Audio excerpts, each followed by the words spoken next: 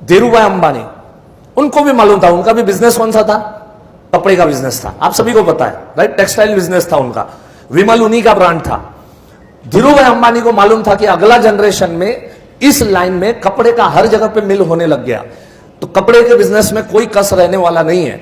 उन्होंने पूरा रिसर्च करके पेट्रोलियम इंडस्ट्री उन्होंने खड़ा किया और उन्होंने जामनगर में 80 किलोमीटर तक फैला हुआ प्रोजेक्ट, आज एशिया का नंबर 1 पेट्रोलियम रिफाइनरी, वर्ल्ड की 4th नंबर की रिफाइनरी उन्होंने इंडिया को दिया।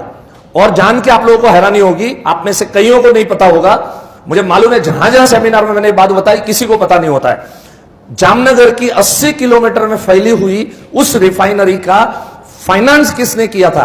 जब उनके चार्टर्ड अकाउंटेंट टीम, उनकी फाइनेंस की टीम, जब भी उन्होंने रिपोर्ट दिया कि इतने पैसे, जो पैसे चाहिए मुझे कौन सी बैंक दे सकती है, 40 फाइनेंस की टीम थी चार्टर्ड अकाउंटेंटों के साथ, उन्होंने रिपोर्ट दिया कि इंडिया की सारी बैंक, आप सोचो 80 किलोमीटर का जगह परचेस करना है, खाने का खेल थोड़ी है, बोले ये सारे इंडिया की जितनी बैंक है ये सब बैंक एक हो जाए तो भी आपको इतना पैसा नहीं दे सकते।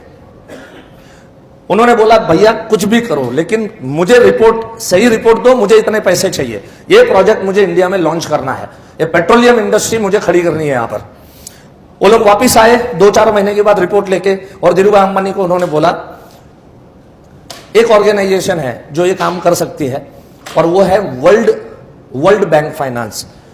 ये वर्ल्ड बैंक जो है वो आपको फाइनेंस कर सकती है, लेकिन वर्ल्ड बैंक की कंडीशन रहेगी, सबसे पहली कंडीशन उनकी ये रहेगी कि हम पैसे तो दे देंगे आपको, आप बिजनेस भी कर लो, लेकिन ये प्रोजेक्ट आपके कंट्री में नहीं रहेगा, ये प्रोजेक्ट हमारी कंट्री में रहेगा। धीरू भाई को ये मंजूर नहीं था, वो चाहते थे कि इंडिया में बड़े हुए, इंडिया से आगे बढ़े, तो चाहते थे कि ये रिफाइनरी भी मेरे को सिर्फ इंडिया में ही बनानी है ताकि रोजी रोटी इंडियन लोगों को मिले।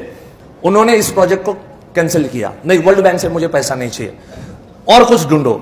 और 2-4 महीने के बाद रिपोर्ट लेके आए, इंडिया में एक ही ऑर्गेनाइजेशन ऐसी है जो इतना पैसा आपको दे सकती है, और वो है life Insurance Corporation of India. और आज 80 किलोमीटर में जो एशिया का नंबर 1 रिफाइनरी जो बनके हुआ है, पिछले 20 साल से कार्यरत है, तो इसका पूरा श्रेय अगर जाता है तो हमारी कंपनी को जाता है, आपको और हमको जाता है, हम सभी को जाता है। एक बार जोरदार तालियां हमारी ऑर्गेनाइजेशन के लिए होना चाहिए।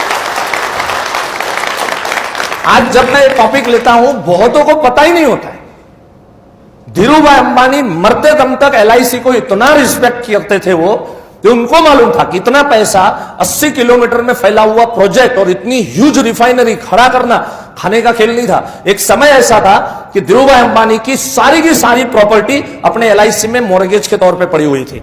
इवन आज भी मुकेश अंबानी के और LIC के जो रिश्ते हैं पार एक्सीलेंट है। मुकेश अंबानी को भी आज अगर पैसे चाहिए, वो सिर्फ और सिर्फ LIC को आवाज करता है कि मुझे इतने पैसों की मेरे को जरूरत है, और LIC उसको फाइनेंस करती है। मतलब LIC ऐसे ही फाइनेंस नहीं करती है कि चलो ये बड़े उद्योगपति है चलो उनको फाइनेंस, उसके हर रूल्स एंड रेगुलेशंस होते हैं फाइनेंस करने के लिए। LIC जब भी फाइनेंस करती है, जिस भी कंपनी को फाइनेंस करती है, हमको हमारे ऑर्गेनाइजेशन के बारे में पता ही नहीं है, तकलीफ ये है। इसलिए ये जब आजकल यूट्यूब पे और सब न्यूसेंस में सुनता हूं LIC चोर है, मेरा खून खौल उठता है।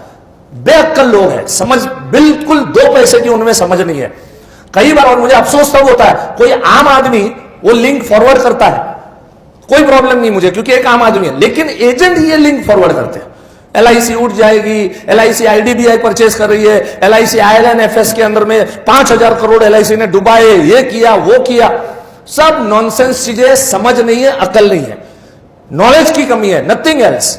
कभी भी ऐसी कोई बातों में आना नहीं। मैं आपको गारंटी देता हूं LIC एक ऐसा हाथी है, एक ऐसा जायंट बन चुका है कि इसको कोई मार नहीं सकता, इतना याद रखना। कोई चाहे तो भी LIC मर नहीं सकती, इतना ह्यूज लेवल के ऊपर में हमारा कामकाज चल रहा है। अगर IDBI की जो इश्यू आई थी, अगर उस विषय में अगर मैं बात करूं, पहले थोड़ा आपको भरोसा तो दिलाऊं मैं कि अपनी कंपनी क्या है, आप कौन सी ऑर्गेनाइजेशन के साथ में जुड़े।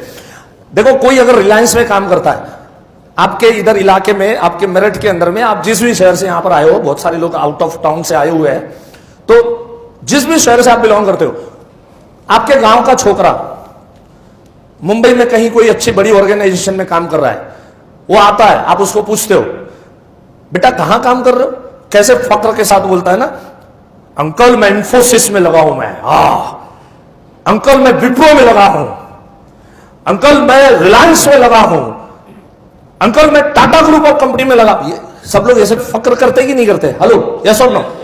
अरे बॉस, इन सबको फाइनेंस करने वाला बाप LIC, उसके साथ हम जुड़े हैं।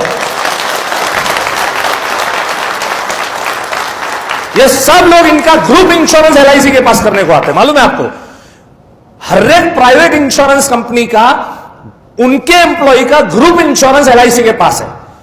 पता ही नहीं, हमें पता ही नहीं हम कौन सी ऑर्गेनाइजेशन के साथ जुड़े, हम कितनी बड़ी organisation. You should feel proud. आज के बाद शर्म नहीं आनी चाहिए कि मैं LIC एजेंट हुए बोलने के अंदर, बड़े फक्र के साथ बोलेगा, yes I am associated with Life Insurance Corporation of India, it's a world's number 1 insurance company, दुनिया की नंबर 1 इंश्योरेंस कंपनी के साथ हम जुड़े हुए हैं।